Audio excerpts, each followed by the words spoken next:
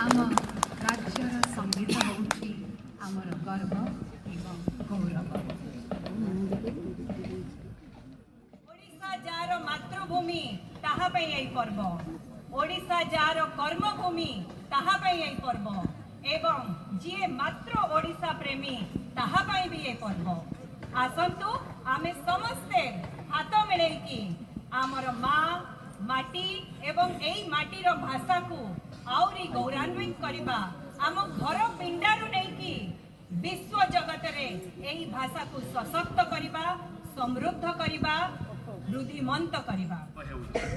एई सम्मेलनी ओडिया अस्मितार परिचय, शास्त्रीय भाषा ओडिया को आउरी किपरि लोकप्रिय करा जिवो एवं ए संपर्क में मानस मंथन हेबो।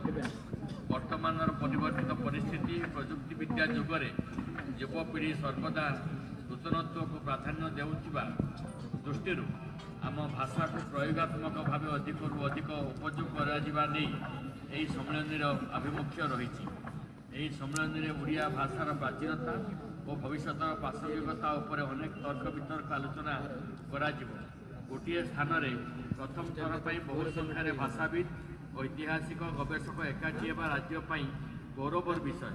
खाली सेतिकी नुहे, एठारे राज्यर कला संस्कृति ऐतिह्य प्रदर्शित होउछि।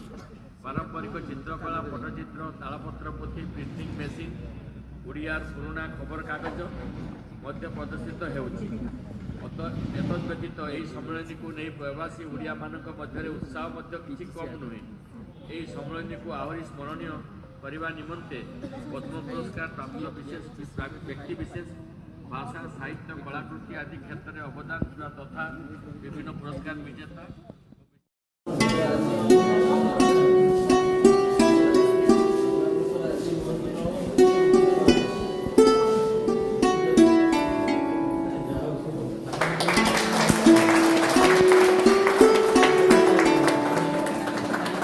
वन्दे उत्कल जननी, वन्दे उत्कल जननी, वन्दे